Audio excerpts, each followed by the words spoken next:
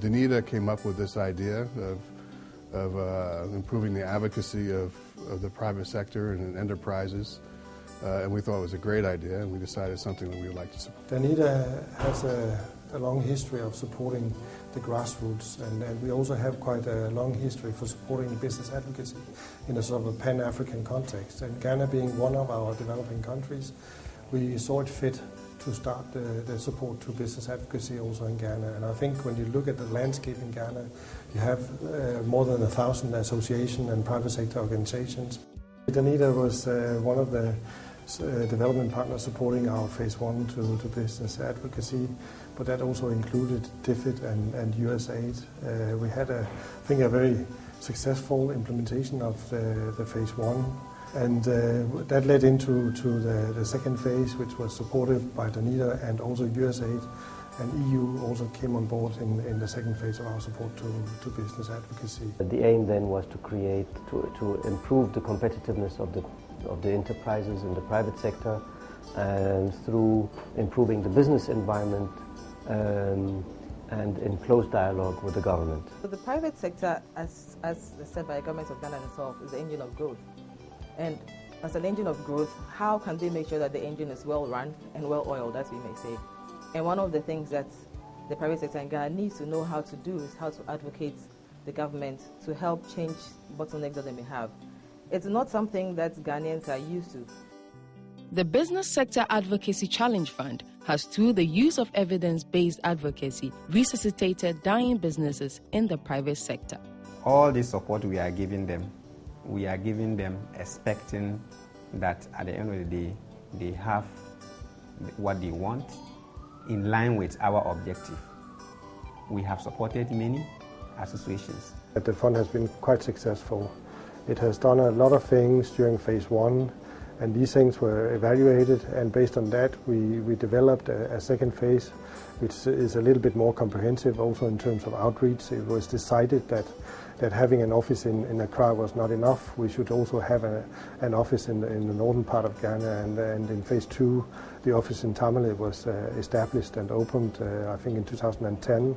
And that has proven to be very important in terms of having the outreach towards the smaller association and towards those that are having less resources, especially up in the northern part of Ghana.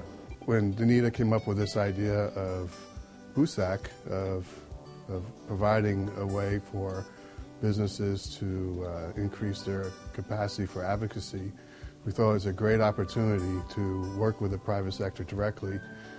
And for us, we're mostly interested in the zone of influence for our Feed the Future programs, which is the SADA North, the northern Ghana, and working in more of the staple crops.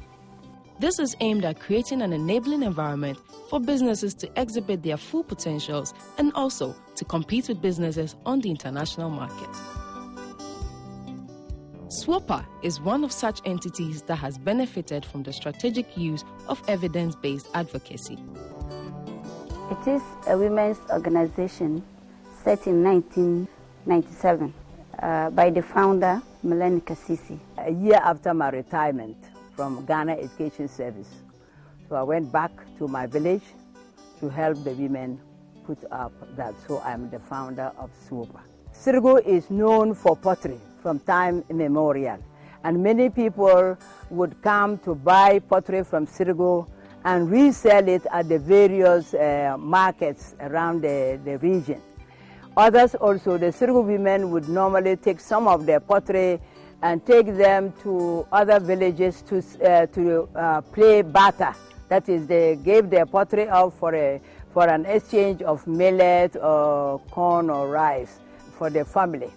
So that is what they used to do.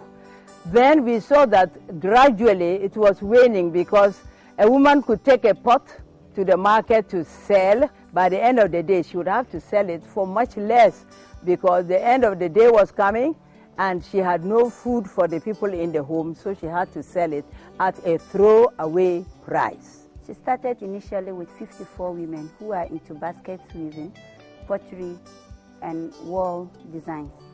That is the initial crafts they were doing. What we are doing now is the women make their pottery, and They can make their pottery in their homes and bring it to Swopa and then sell it. Tourists who visited the center wished they could carry away the murals on the walls. So we did that by introducing canvas painting. Some people come and they say, oh, we like your pots. How do you make it? So we get the women to come and make workshops with the people who are interested. The absence of electricity made it impossible for members of the Sirigu Women's Organization for Pottery and Arts to meet demand and not being able to expand production capacity, product quality, and standard. But with the help of BUSAC Fund, Swopa has been placed on the national grid, making it possible for members to use modernized tools and equipment to improve upon the quality of their products. When we started that project, so one of the biggest problems we had was electricity. And so the women know, especially during this rainy season, they are busy on their farms. But we saw that if they got electricity, they would be able to work on their farms and then come to work also in Swopa in the evening. Most tourists who came those days would wish to stay longer or do other activities, but the heat will drive them away. When the light was not here, we can't sit comfortably to do our work. Normally we sweat, so we can't concentrate. We always run out. When we are doing pottery, we run out, and then the time we return, the pottery will be, they will dry, and we can't polish them well. When it comes to sales, it was very low because people going into our sales room, it was very hot. They couldn't even stand the heat. They will have to come out. So they don't have the time to look through the products and take what they wanted until we got the light to the place by the help of BUSAC Fund. What I did originally, we got solar electricity and we were on that until when we saw that very often it went off and on. We were very fortunate to come into contact with BUSAC. Then BUSAC gave something for advocacy. The association conducted a detailed research to investigate why they are still not connected to the national grid after the first action and recommended proposals. After the research was conducted, the association organized stakeholders meetings with chiefs and other groups to sensitize them on the action. Members were trained to ignore them with the necessary skills for the advocacy action. The first thing we did before going through these people was an advocacy training. After the advocacy training, various activities were taken. That is the dialogue, post-dialogue, and others. We and the women, we came to the Euro radio here. We spoke about our problem, the women spoke and sang songs and so forth. Groups learn how to do association building. They learn to better think through processes. These are all training processes that help the private sector and that in the long run will help to grow the economy like we see. The process of advocacy is undulating. Thus, members were faced with a few challenges during the process. After that, BUSAC came again and said, have you succeeded? We said no. So what we did was a second advocacy was organized. 2000, we went to the assembly, we spoke to different people. BUSAC advised them to open up dialogue with the district assembly, and they came. We as an assembly, ostensibly created through an LI, we have some mandates to function, the basic of which is delivery, to enable our people from wherever they are to be able to organize themselves and carry out economic, income generating activities for the per capita income to at least grow. Fortunately for us, by 2012, we got electricity. The use of evidence-based advocacy paid off. Sirigu Center is now connected to the national grid. The association members have also realized that for an advocacy action to be achieved, there is need for massive participation and total commitment. When they came, we liaised them with the Ministry of Energy. Even though we did the technical aspect, the taking of the measurement to their old site and to the new site, and we, processed to the Ministry of Energy. So God being so good, they heard, our requests, and they honored it. So when he came, we also followed it up with the process. That is why, as at now, you go there, you see light. If they hadn't someone to be pricking them, for them to also be injecting some remembrance, music into us, we might have forgotten of them. Through that, some other organizations also came. So where are you from? BUSAC. Right now, as I talk to you, less than a week ago, through BUSAC, some shea butter extraction outfit in the same Sirigu got electricity connected. I was chairperson of the board for this senior secondary school, which is just close by. And anytime I was advocating for the electricity, it was for Swopa and the senior secondary school, because they did a lot of things, examination and everything with other places. So we were fortunate to get the electricity to the senior secondary school. And so it was much easier for us to draw the line from the senior secondary school to our place. Thanks to God, thanks to BUSAC. Today, if you go in there and see the development, they are even into the hospitality industry. Swopa used to be the only one single major enterprise around.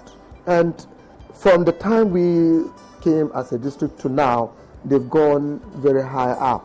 The association members are also aware that advocacy requires identification and understanding of issues through research and presentation of compelling issues to the duty bearers for a necessary action and redress. Assembly per se cannot do it alone. So I look at BUSAC as the coordinating director for delivery patterns to nation building. The number of tourists are increasing. Now we are not less than 1,000 a year. Since I have remained in Ghana, any visitor that I have that comes to Ghana to visit me and learn about Ghana, I always bring them here, because we're able to enjoy the environment. We do a workshop, either pottery or painting, and then we'll enjoy some local food, and then possibly we'll even stay overnight. I'm a student from the US, and I'm on a research grant studying wall painting, and I spent 4 months in Ghana last year, and I spent a month living in Sirigu studying wall painting, and I'm really interested in cultural revival, and so it made sense to come to Sirigu, where there's a lot of art going on for the sake of tradition and history, and where there's also art going on for the sake of tourism. My name is Dahi, I'm from Ireland, and I'm on a visit to Ghana for 3 weeks. I have never done pottery before or painted. I intended to do some painting in Ireland, but I never did it. But I more than anything, I want to learn about Ghanaian culture. In Ireland, I teach the Irish language, so I'm very interested in culture generally. So I'm looking forward to get to do a little bit of painting, but in doing something that's very local to this area. I don't see any country under the planet that hasn't come to Swopa. UK, USA, and so forth. It's from New York that Kofi Annan and his wife came to Swopa in 2002. It's a great place to bring people so as that they can learn a lot about Sirigu. They're very comfortable when they come here. The rooms have fans, etc. And there's lights here in this area, of course. Inside the room here is cool enough. Visitors, when they come, they stay much longer. They go around twice, thrice, picking things of their choice. And I can say that now we get better sales than before. So we are so grateful to BUSAC. Before I joined Swopa, I used to sell my items at Nevrongo Market. The market was not good because I would have to carry them and roam from house to house, and they will not even buy everything.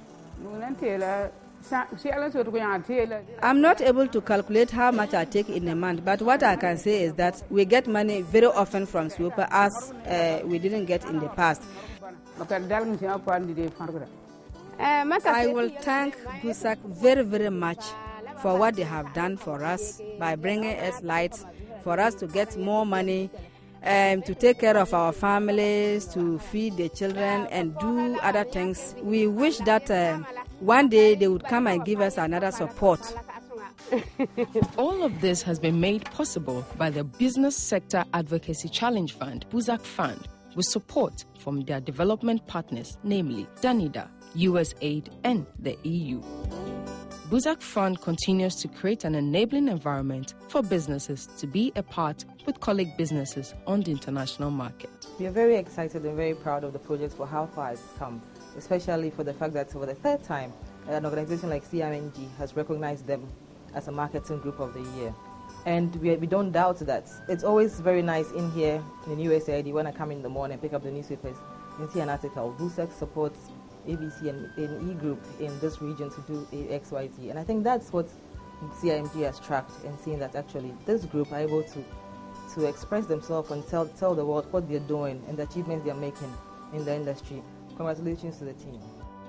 We also expect that while we build the capacity of these associations, they would increasingly be able to manage on their own, because sometime, one day, the BUSAC would not be there, funded by Danida at least, and maybe also not other development partners, and they would have to manage with the capacity that has been developed.